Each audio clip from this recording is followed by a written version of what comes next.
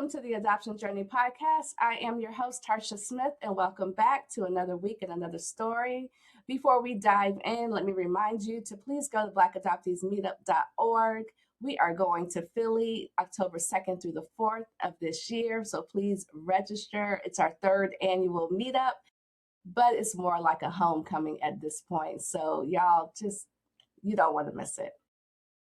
Now, without further ado, I have the beautiful with her gorgeous locks, Miss Brittney Bonya Lee in the building. Hello. What do you prefer, Brittney or Bonya? Which one?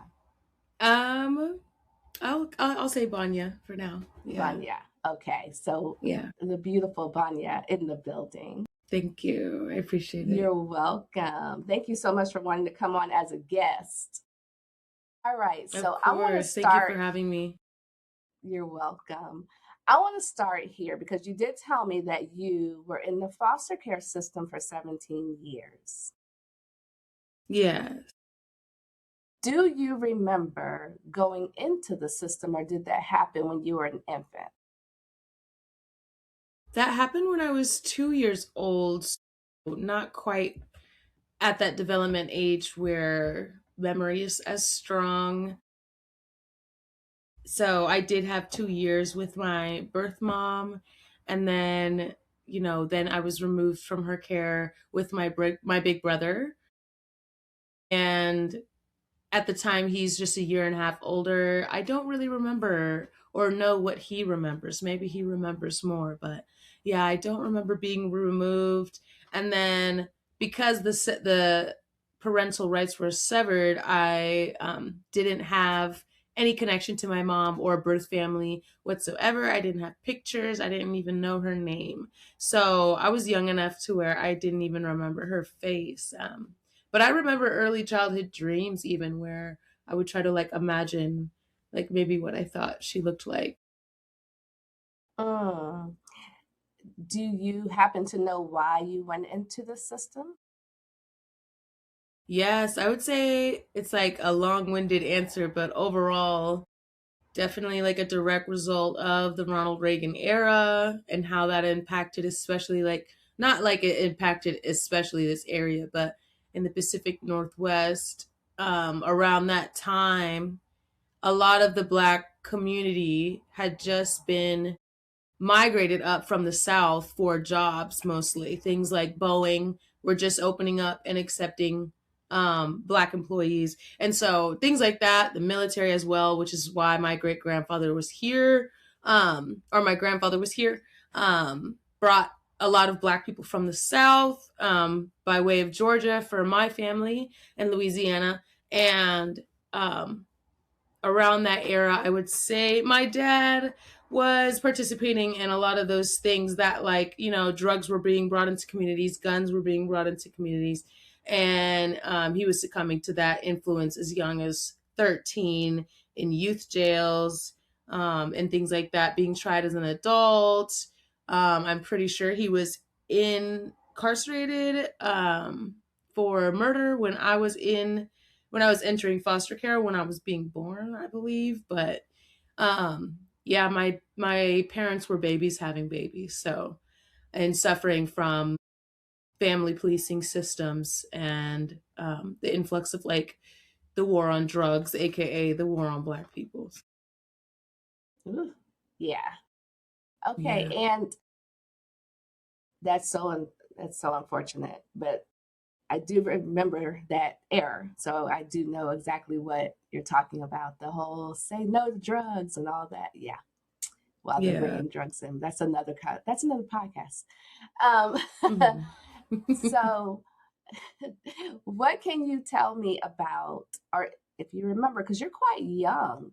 So the family, let me back up. How many families were you with over this 17 years? And then I'm going to reel it back and ask another more detailed question. Yeah, actually, honestly, about 17 families. Not counting respite care. And for those that don't know, can you tell the listeners what that is? Respite care is essentially when, say, the foster parent or even kinship care can get respite care. But the caregiver of the child just needs a vacation, a break. Maybe they need to travel out of the state for some reason, or just want like a date night. I believe that's how I understand it. They allow someone who is partially licensed to care, like in short term, chunks for youth. Um, there, so you're temporarily placed with someone for, it could be a weekend, it could be a week. But I remember that being utilized very often, monthly at least, by a lot of the foster parents that I was in. So I would also just be placed for a weekend with someone else as well. So I definitely was, moved around with my brother, quite a bit.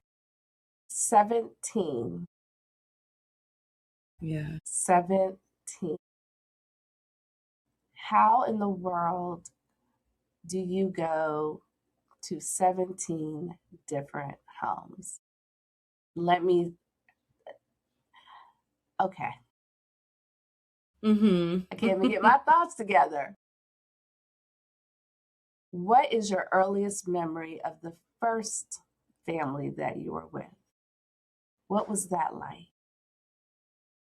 Yeah, I would say I remember them being Black. I remember them being Jehovah's Witness. I remember they lived in an apartment. They had a white car. These is like my literal earliest life memories. And then my record shows that there were others that I have no memory of, like failed adoptions. There was a practicing Muslim family they practice Muslim or Islam, and they wanted to adopt us. And I remember our social worker telling us like they were going to have our names changed and everything, and then that just fell through. But yeah, my earliest memories, I could tell the state was trying to place us with Black caregivers, because I do remember mostly being in a Black household. It's usually single Black women. That's what I remember of like the first home that I have memories of. Single Black women. That's interesting. That's very interesting. Mm-hmm. Did you and your brother always get placed together? For the first 12 years of us being in the system, we were together. And or how many years was that? Actually, I think 12 years, yeah. And then we got separated when I was 16 and he was 17, which sucked because he had but a year left in the system, technically, if he were to opt out of, extended foster care. So it really felt like vindictive and unnecessary for us to be separated after all that time, with him having just a year left in the system. But yeah. How did that affect you? That definitely sucked, but thanks to the McKinney-Vento Act, we were able to stay in the same school system at least. And between two of our chosen families, aka like friends that we both had, that moms like really stepped up for us. We had friends' moms between the two of us that were like really involved past middle school with us. And were like one of the only trusted, safe adults we had outside of the system. And they were also really amazing at stepping in and making sure we could see each other. So that was helpful. But yeah, it definitely sucked. But at the same time, I think it needed to be happen, because in the long time foster home we had together, that I remember the most of, it was an unhealthy dynamic. They didn't know how to manage sibling relationships, even amongst their birth children. So there was a lot of pitting us against each other, a lot of sibling comparison, and just a lot of general separation in the house, like not allowing us even quality time in the home. So like kind of just sticking to your rooms type of household.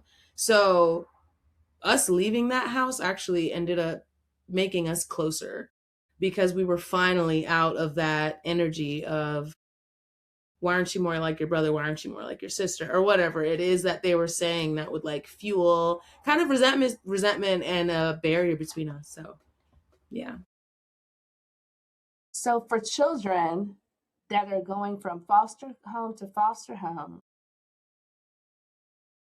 Are you also going from school to school? Are you in the same vicinity? Because I want to know, what does that look like for your education? That's a lot of bouncing Right. around. I know, because it's not just a new home, it's a new bed, it's a new diet, because you don't pick the groceries, it's a new smells, it's everything. Ooh, stop right there. People may Stop have right there. pets. Hold on. You just said something I never thought about, a new diet, because you don't Hmm. get the groceries and everyone doesn't eat. I never thought about that. A new diet. Wow. The little things that you don't even consider. Yeah. Like Wow. shifts You in just your blew my mind with body that as you're one. growing. Yeah. I know. When I thought of that later in life, I was like thinking of just how much comes with each transition.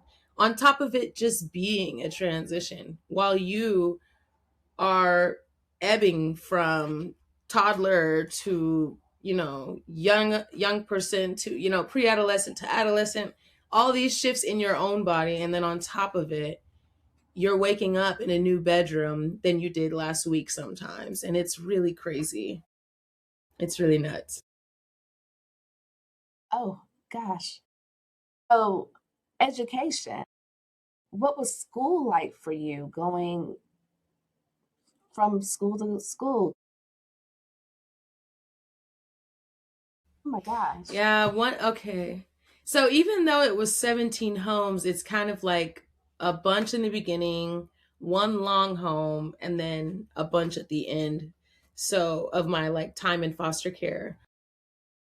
And so from the time I entered school until my junior year in high school, I was with the same family actually. And we only moved school districts once, luckily. And that was when we moved households as a family altogether. So we moved from just one city to the next city over. So things are still familiar. It wasn't a huge shift, but it was a new school that was definitely in a higher income area all of a sudden. Whereas I grew up in Washington State, like the east side of Tacoma is historically that area that was influenced by family policing systems a lot because it was blacker and browner, at least when I was a kid. So I did get lucky enough to grow up around, for a predominantly white state, I had black principals, I had black teachers, diverse classmates all throughout elementary school.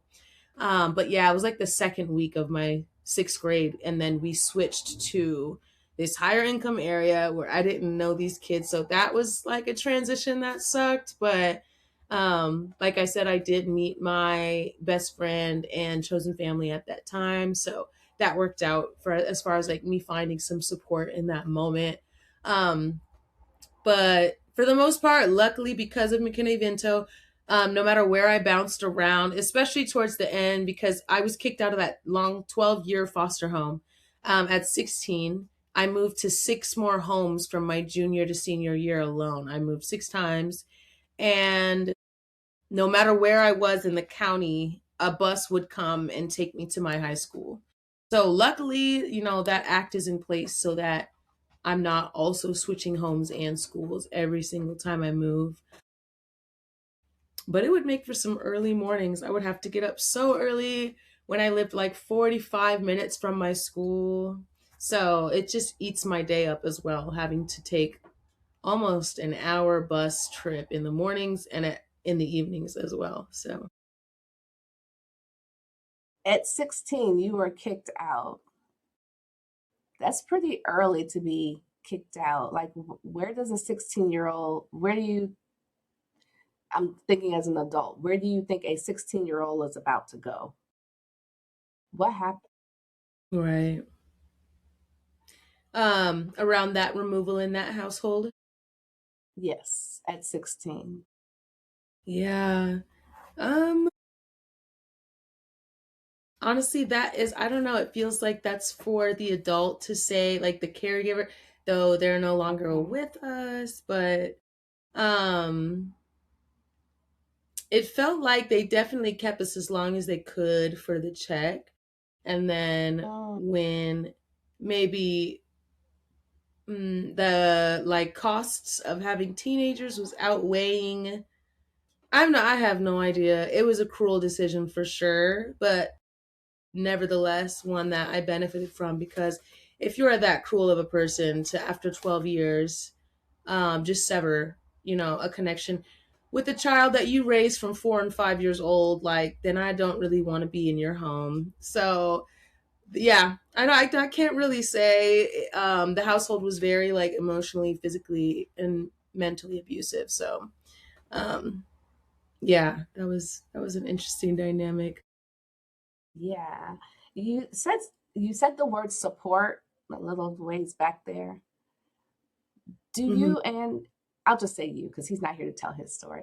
Do you have support from anywhere, like social workers or any kind of therapist or anything for these children that are in the system? And is there any kind of support other than the social workers coming and checking in on you? Yes. I think there is general support through a Western care lens, if that makes sense. And so it disconnects from intersectional children. Like Western care does not really always do it for everybody in general, much less very intersectional children. And I mean neurodivergent, black, I mean that too because they were often placing us with white therapists. So there was that support. But it was white social workers, it was white therapists, it was, and all very like um, Christian undertones as well, which I think influenced the way that we were treated as well, um, in a negative way. House. So Oh, okay. Why? yeah, Why do you think that? yes, I would say that's a tough one.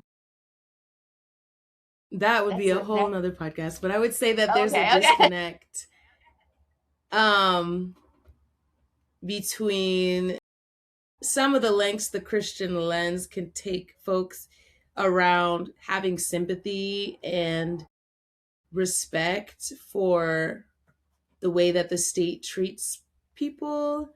Um, I think sometimes with being both white and Christian, there comes this intersection of being some having some underlying loyalty to the state, to the nation, to being patriotic, in a way that we need revolutionaries. We need abolitionists working as social workers.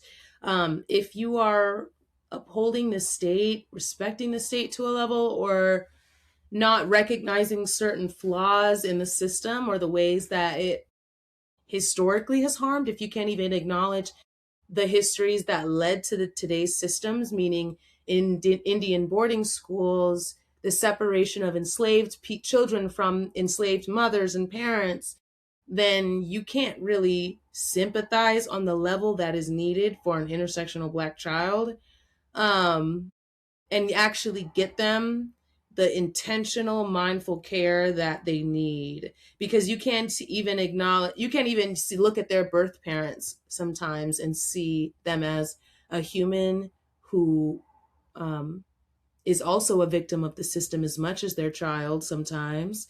Or in my instance, I would say that because my mom was 16, running from a DV situation. And still, I had social workers telling me, she taught me how to steal. She taught me this and that bad behavior. And telling that to a minor as a grown adult is really gross. And so that's why I just feel like overall, I saw so many signs of this disconnect, of them not being able to see me as a human as much as the next child, maybe. Not believing that I could beat statistics, and instead, rather, from therapists, social workers, and teachers and foster parents being told what I would be when I got older. And it was always something completely negative. It was always a pregnant young mother. It was always a non graduate. It was always, this is just all kinds of negative beliefs. And so, yeah, that's why I'm like, if you haven't decolonized and de-radicalized your mind, I don't think that you can always provide the care that a child needs, who is heavily affected by colonial systems. Ooh, girl. But yeah, that was like a long-winded answer. I'm like, that's No, a tough I one. love that. I But love that. the help wasn't helping. It wasn't. The help wasn't helping. And it's so. Yeah. When did you have that revelation? Did you have that revelation later on in life, or did you always feel like, yeah, something is not connecting here? I I'm gonna go to didn't these believe. sessions just because, but Mm-hmm. Yeah, I do remember rejecting a lot of early statements that could have easily become core self beliefs for me, do you remember especially any of around them? the things. One more time. Do you remember what you rejected and any statements that you've rejected? Do you remember? Yes, I would say so. The longtime foster home was a former military white man, and then his wife was a Filipino woman, who was um, not firstborn immigrant, but they met in the Philippines while he was employed there, and he proposed to her and brought her to the States, where they started a family.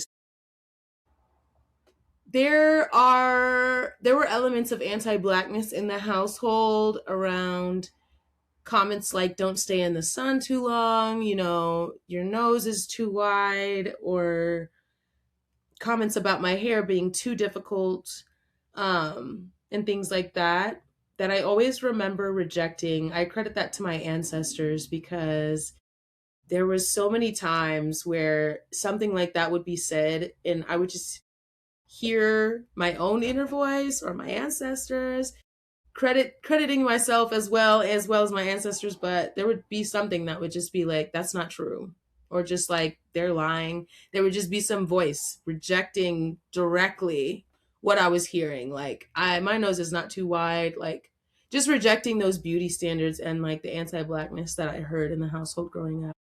So I'm grateful for that inner voice. Yeah, the small still voice, the inner voice. And it's amazing that you even recognized and heard it as a kid, because we hear stuff like that, and kids are not always paying attention to stuff like that, but you seem to have been kind of locked in at an early age to yourself, and that's unique for a kid. You got me over Thank here. you. I appreciate that. You're welcome. You're welcome. Because even before we turned the cameras on, that's the first thing I was like, girl, I love your locks. So yeah. Okay, because you are blowing my mind with this conversation. I got to get back to, and it's interesting that you brought this up, because I wanted to know, was the long term, was that with Black people or not? So you just answered that for me, the long term care.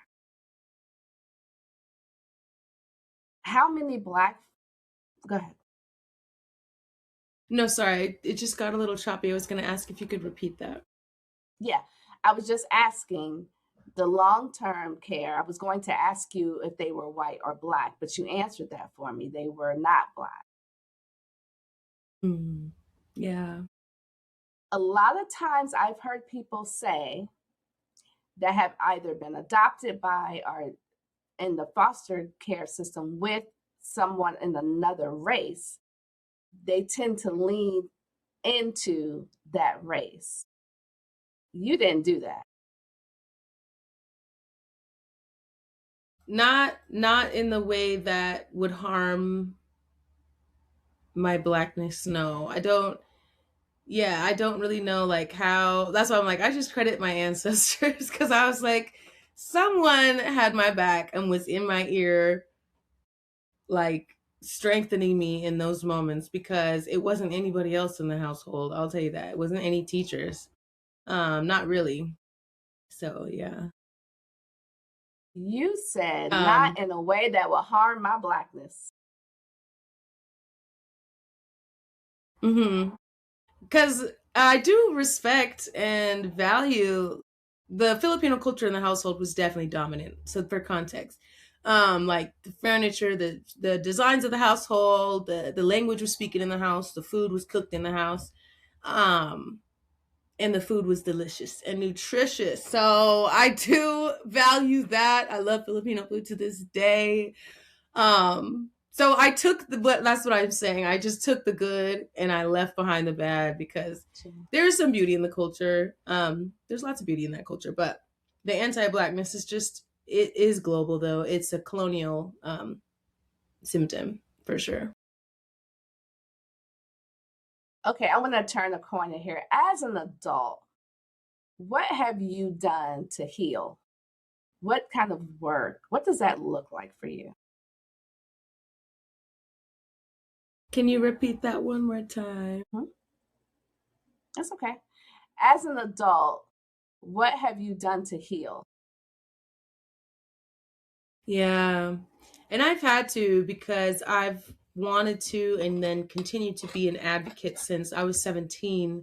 So in conversations like this, especially, I've had to learn how to re-regulate and, pre-care before something like this and aftercare as well. After, I think that's something that I've learned as well. Like just as far as taking care of myself is that I have to have kind of self-care rituals in place, especially because it's not just in advocacy, but in my day-to-day full-time jobs, I've often also done the hard work of working with youth and families in some capacity and the things that that can bring up. So just as much as possible, doing what I can to avoid burnout, to prevent it as well. That's looks like formal Western therapy, to be fair. I wasn't completely rejecting it in my adulthood just because I had many horrible experiences as a youth. But I did learn, I became more open to it when I learned that you can be picky. I didn't have options as a child for my care. It was assumed, and I think that's where the barrier of like help versus harm was not, it was not equal. So I was able to search like specifically, black female therapist. I happened to find the best one, like my first kind of like virtual meet, and I kept her for 6 years. So she's amazing. That's been a huge help. That's always been completely virtual. She lives in, the South, but she was teaching out here at UW and so has her Washington State license. So that worked out. Um, I've, taken the time to not wait for anybody or learn how to like not wait for people as far as like going to that concert alone, going to that restaurant alone, going to the movies, traveling, going to that concert out of state, and just like doing things that I love, reconnecting with my inner child, even the Black adoptee meetup in Chicago, like just treating myself while I was out there. That was a really fun event. Really shout out to the Black adoptee meetup. But yeah, doing things like that has been healing. Seeking out community who get it has been really healing. Um, the friendships that I've made through advocacy as well make it worth it. Like the connections I make with other systems involved people, former foster youth, kinship youth, adoptees, have been life saving. They like feed my soul. It's so grounding to know that people Why from has that all been walks life of life. saving? Yeah, as well. Why has that It's been life saving? I think especially because on in my day to day, like my inner circles can't always relate. I'm not around a lot of other foster youth. I don't really personally know in my state or locally, like in my day to day, another former foster youth. I mean, I work at a child welfare placing agency, and so there are people with lived experience there, but someone I can really relate to and dig deep with, and I think I've been able to do that with other advocates. I think it's one thing to have gone through the system, But I think the people who choose to go through it, or not choose to go through it, but choose to come out and speak and tell their stories and try to do whatever they can to make sure what happened to them when it was good happens to young people who are in the systems, and when it was bad, make sure that that kind of pathways get canceled out. um and I think that's really powerful. I think there's like an easy way to connect heart to heart with folks like that for me. So that's definitely, it's been life-saving for sure. It feels so And the like reason, less lonely. So yeah, and the reason why I asked the healing question, mhm. because at, well, first you have to decide that I want to be healed. First, I guess first you have to acknowledge there's That's so something that's true. going on. Hmm. And so that's the first step, acknowledgement. And I don't even want to call it coming out of the fog. It's just acknowledging, because you can have a positive adoption experience and Hmm. acknowledge, or a positive, foster care experience, and acknowledge there's still some things. There are some things. Yeah. So I don't think Hmm. it has to For be sure. all one way or all one other. Let's find what your truth is, acknowledge, and Hmm. then take the steps to get the help. And I love everything that you just said, because it can look very different for very different kind of ways. Even when you said doing self-care before something like this and after, people don't think about that, because Hmm. this kind of stuff can get heavy sometimes. It brings For up sure. stuff. Hmm. It brings up stuff. um It I does. lo- I Yeah. and I was hoping that you would say therapy, because I am really trying to, like, my conversation is like really changing. Like, yeah, go to therapy, Hmm. y'all. Yeah. Nothing even has to be wrong. Go to therapy. Yeah. Just to have someone to talk to. It's so nice to have that third party person who's completely neutral. I have like chosen family, adoptive family, and I just have like a whole whirlwind of connections, like a very non nuclear support system. And when I explain that to other people, that's also just something people don't get. I don't know. So it's just been really nice too, because my therapist was able to keep track of my three moms, 21 siblings, and a partridge in a pear tree, and not make me feel crazy for it.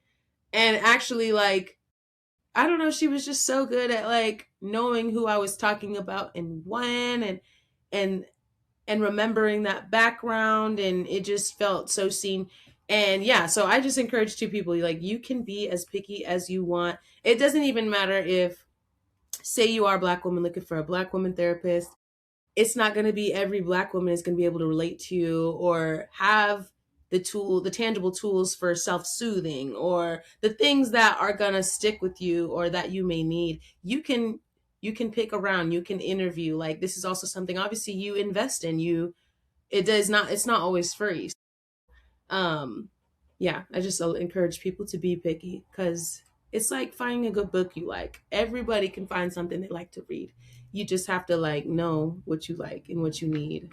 I think that takes some self digging too. Yeah, yeah.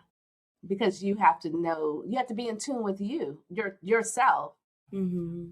to Exactly. know what is working and what is not. And that's something else that people, I included, I'm guilty, that looking in the mirror and Hmm. saying, okay, who are you? What is happening here? That could be scary. Yeah, it And you can. seem to be just so grounded. And I know you're not even that old. I know you're not. Yeah, I I'm know. feeling I know like black don't it's crack, catching up. but I don't know, girl. But Hmm. your conversation is like, girl, you've been here before. Yeah, Thank you. I appreciate yeah, that. yeah, yeah, yeah. I want to ask you that question. Maybe you can help somebody. when Bonya had to look in the mirror and say, okay, girl, do you remember what that looked like for you?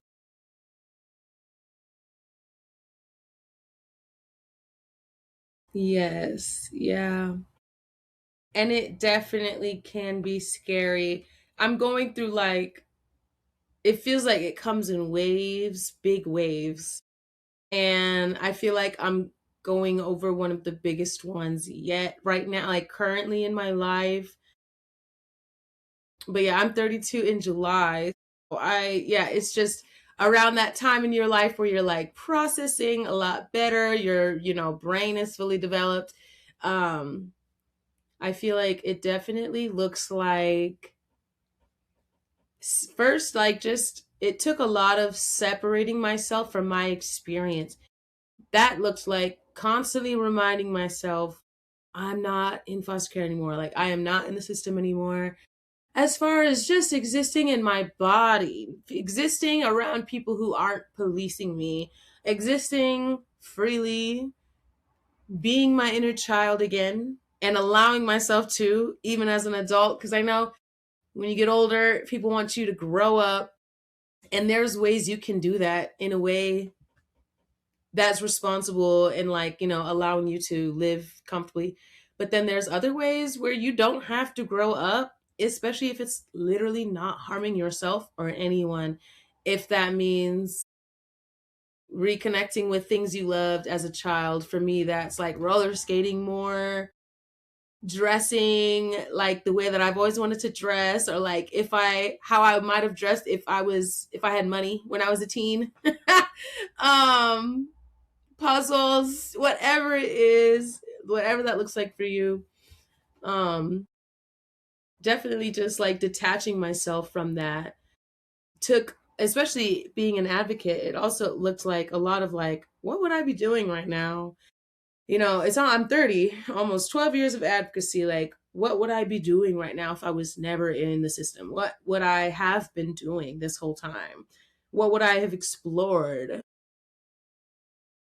And how can I connect to that? How can I try to branch out, at least because I want to? So I'm like, how can I exist a little bit more outside of Brittney, the former foster youth and advocate, but instead my chosen nickname, Bonya? And who is she? Who is she gonna be like in these 33 years of decade, or yeah, 3 decades of life, my 30s? Like, what is that gonna look like? And So it how sounds can I like do you're more that fills my heart evolving. up? Yeah, Yes, that's definitely what it evolving. feels like. A lot of shedding. A lot of shedding for sure. Like, last year was the year of the snake, Yeah. and I felt that. So, And I love that you said, how can I be, instead of Brittany, the person that was in foster care, to Bonya? Meaning, yes, I was in foster care and it's a part of my story, but it does not define who I am. It's a part of my story, and I'm a whole person. I love that you have yes, come to that exactly. conclusion. Yeah. I want to ask this, like, because you have dropped some gems, baby girl. I want to I ask appreciate this it. final question. I want you to, if you were talking to former Brittany in the system, 12 years old, what would you say to her today? 12. I could write 3 pages on what I could say to her. Go for it. But just that. Well, I do. That's one of the things I do is self care, is talk to my inner child. So me and her, we real tight. We getting closer again, and I love that. Like, it's only up from here. Um, I am my baby. I don't know how else to say it, but so I I love would say that. to her, yes, I would definitely be like, one, you're queer. And that is okay. And that is okay. You are gay. Um, and embrace that. Um, decenter men a little bit. I really looked up to my big brothers, and then I was in a foster care in the household where she, outside of me, she really only took in a lot of other foster boys. Like she preferred boys. Strange thing to say out loud, but that's what it was. And so I was very influenced by boys and men around me. And I think I would just also just tell myself to embrace all the multifacetedness of me, like the parts of me that do like to play with Bratz dolls, but also likes to play Ninja Turtles on, a Game Boy Advance or something. I don't know, and just like allowing me to embrace all of me as a child, as children should be allowed to be whole and explore everything that we've created for children to explore. We shouldn't siphon children into, well, yeah, we made that for children, but not for you. That's for that kind of child. So it's just like allow yourself to be all that you are. Allow yourself to enjoy all that you do. Keep reading, read more. I love that we are a reader. And then I would say, hmm, that is a tough one. Just be yourself.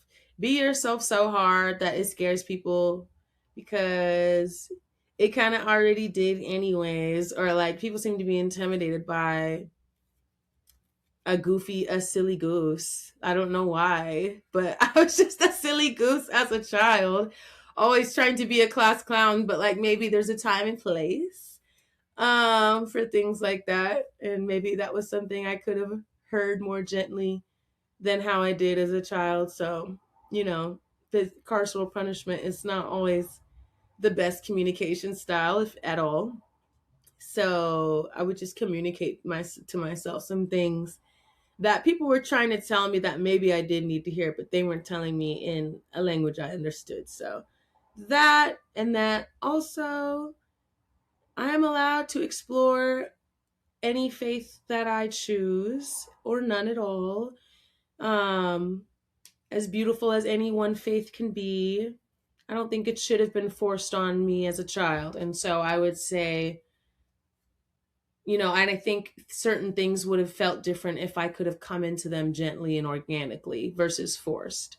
I think that can kind of sever that relationship between you and creator, universe, God, whatever it is, whoever it is, or again, none at all. When it's forced, nothing is like going to be a strong connection if it's lacking consent. So I would allow myself the consent to explore different faiths and explore my African spirituality as well, which is deeply rooted, especially on my paternal side. I'm Gullah Geechee, as I learned just like a year or two ago, and that Oh, makes sense okay. as to yes, it makes a lot of sense as to how I connected and like how I grieve today, as far as like having an ancestral altar. And so just allowing myself to do that, allowing myself to ask questions. I feel like even when I was in places of authority, in places around men, in places around faith, I wasn't allowed the concept of consent. I wasn't taught that. So I would just teach myself the concept of Teach consent, yourself. the concept of no's, that there are healthy no's, that there are safe and strong things to say no to, and then that's okay. So yeah, there's some things I would start with my inner There are a child. lot. I knew you were going to give me a good one. I knew it. I just knew it. That's why I asked that question. I knew it. I Mhm. want to thank you for coming and sharing your story and sharing your healing journey and what that looks like for you. I'm so appreciative. And on that note, bye, Mhm. family.